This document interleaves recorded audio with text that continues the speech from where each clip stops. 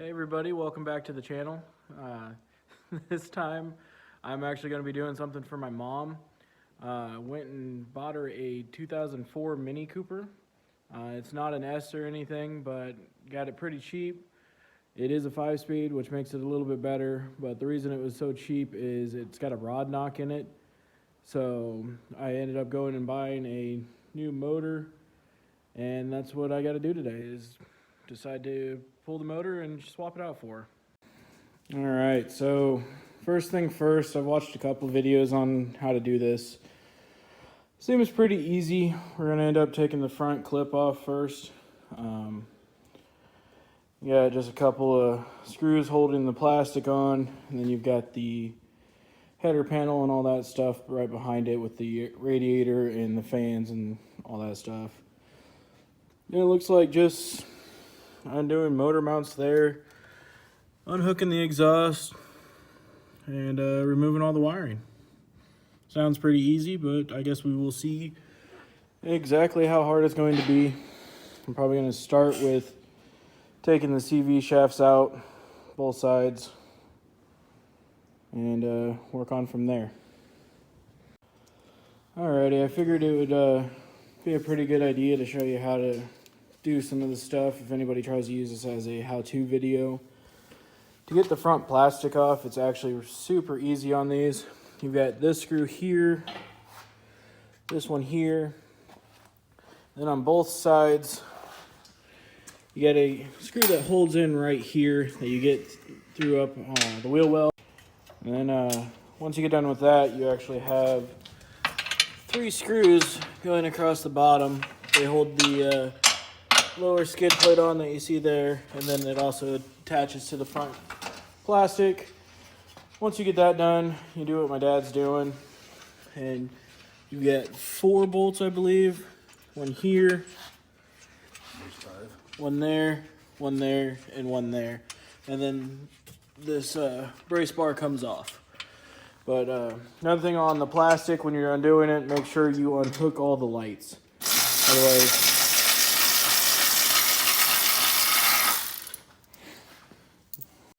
alrighty, time for another little update. I know it kind of looks like I did a lot, but to be honest, really didn't.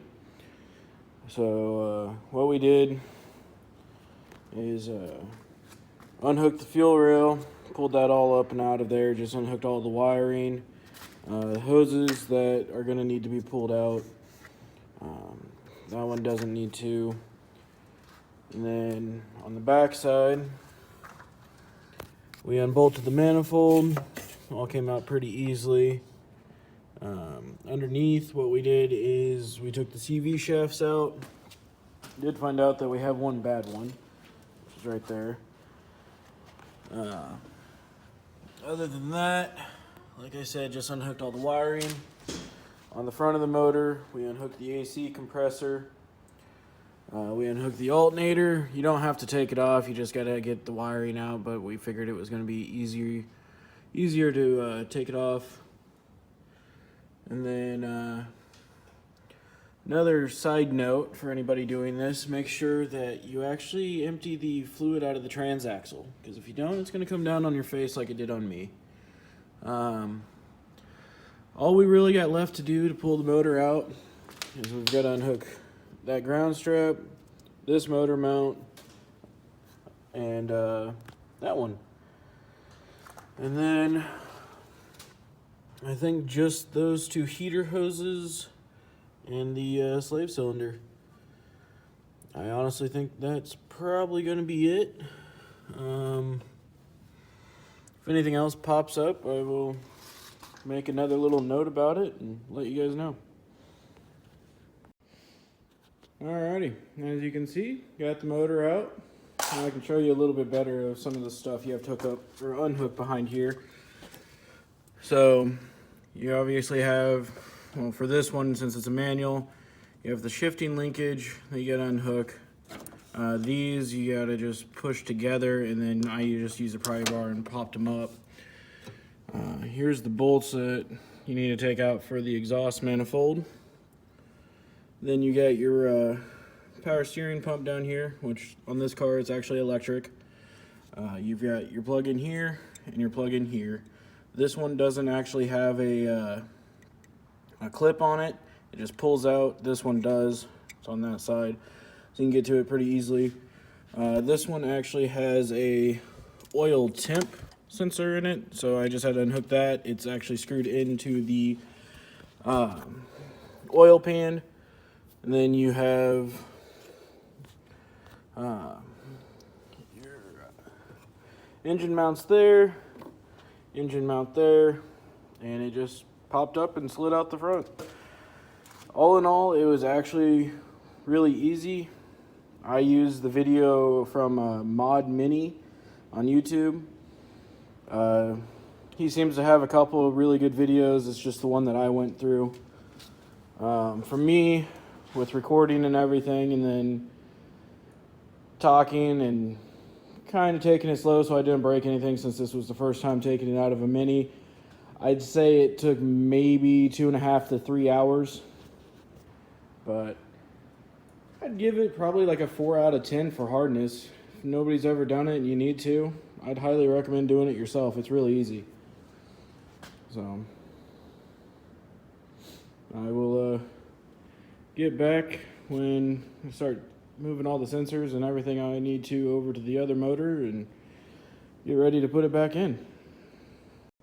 Alrighty, I thought it'd be a good time to do a check-in. What I've changed so far is I've just taken the valve cover off of this one. I think I'm going to change out the oil pump, which is actually this whole casing. It's also the timing chain cover. I do have a new one to throw on it, as well as a brand new timing chain. I figured since the motor's out, this is probably going to be the easiest time to do this. I ended up taking the intake manifold off because when I got the motor, they ended up cutting the, I'm thinking it's a knock sensor. I'm not exactly sure what it was, but it screws in right here and has a wire that comes out. Plus, they just cut a lot of the wiring when they took the motor out. So I figured I'd just take it off and make it a lot easier to get to. And then, I guess in order to change out the timing chain, I've got to go get a puller. I forgot at the parts store.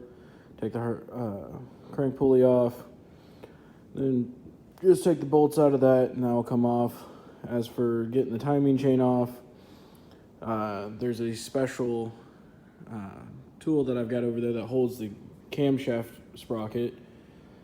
And then you take these two plugs out, which takes the guides loose, and then you just pretty much pull this all out together.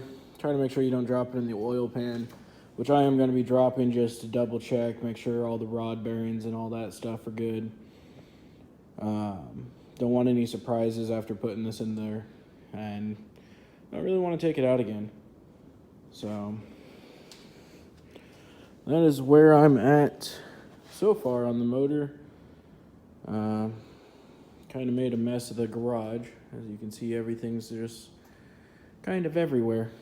But I did check the rear main seal on that one.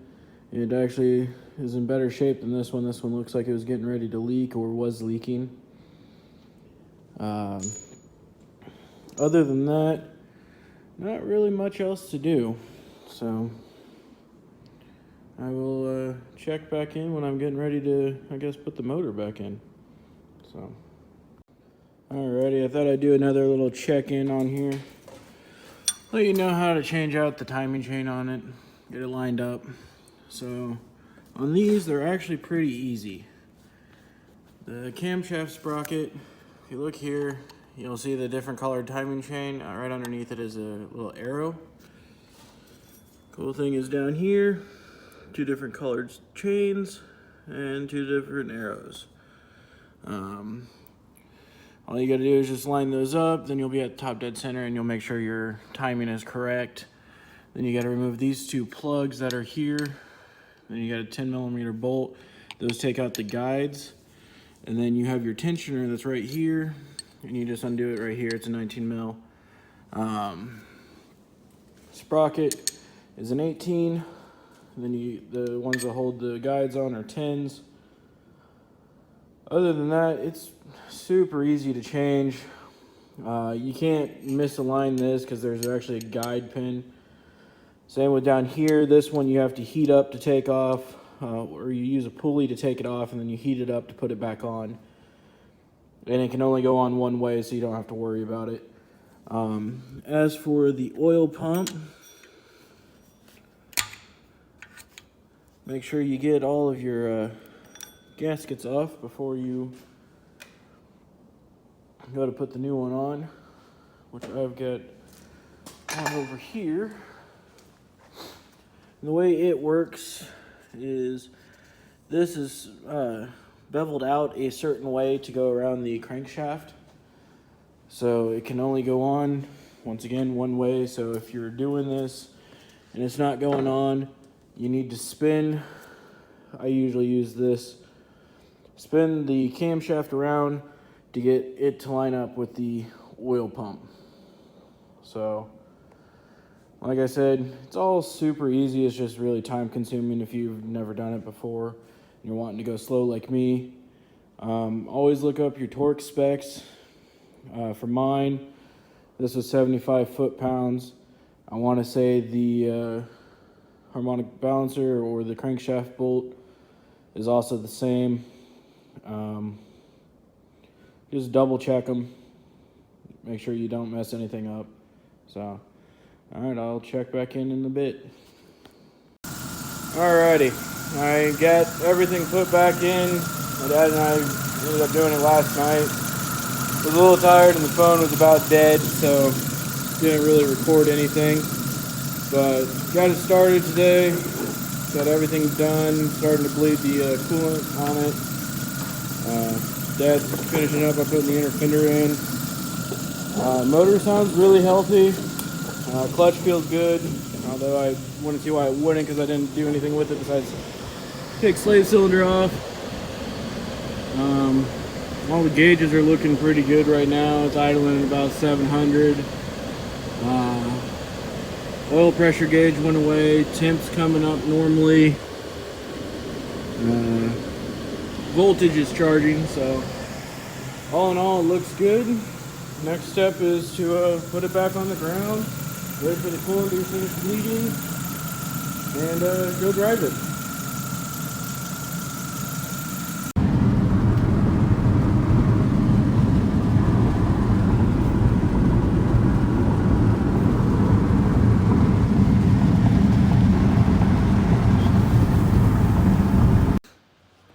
Alrighty, we're back on the Mini now.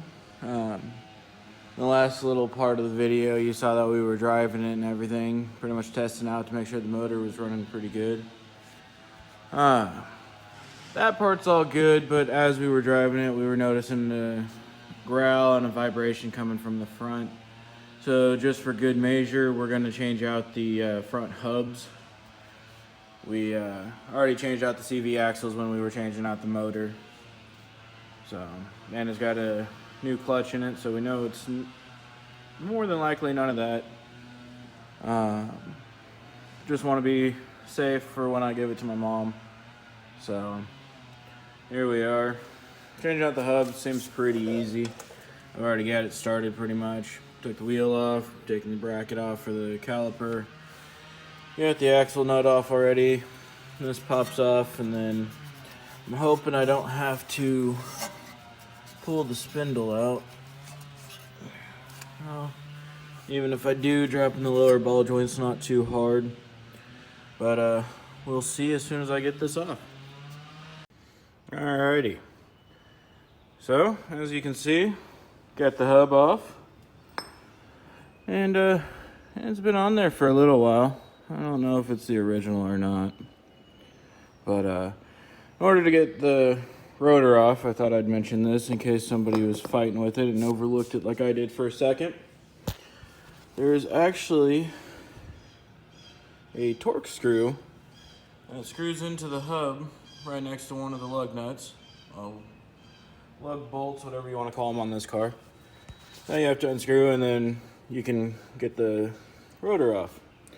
And I don't know what I did with the rotor, but I thought I'd mention it just because I know I'd have somebody probably comment or message me about it, saying that about the groove that's in there. And yeah, I really don't know what I did with it. Oh, I'm on top of it.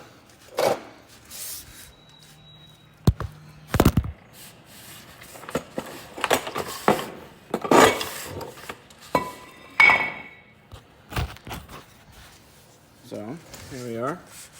So, there are some rotors that, oh, there it goes. They have a groove right here. What that actually is a wear indicator. So, some rotors you can buy, they have this already in it. What it does is if that disappears, that means your rotor is way too thin to be turned, and you pretty much need a new rotor. A lot of people have gone away from this. I honestly don't even know where to get one of these.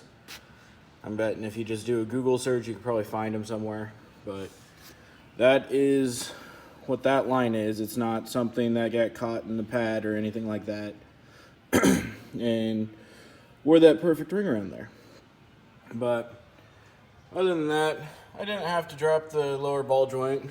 I was able to get to all 4 bolts just by a short extension. Bolts are a 1/2 inch on that hold the hub on, and then some heavy persuasion from a hammer. Didn't have to break out the big one, but that's pretty much how you do this. It's super easy. I've been here for maybe 20 minutes, and got that off. Hardest part was finding the right sockets for everything, because you've got a 16 that holds the caliper brackets on. You got a 17 that hold the lug studs on, and then you got a 1/2 inch that hold the hub on. You know, I think it'd be too hard to make them all same size, but I didn't engineer the car, so that is how you do this. Alrighty, I thought I'd jump back in here for a second and give you a little bit of my advice. And you can take it or leave it, because I am by no means a professional mechanic or anything. Just a nice little shade tree mechanic, if you would. But when you're putting these back on, it doesn't just apply to this Mini. It applies to anything that you're putting a hub on. Don't try to shove this all the way back in there and line them up. It's going to be a pain in the ass to get it. What I like doing, this one has 4 on it, as you can see.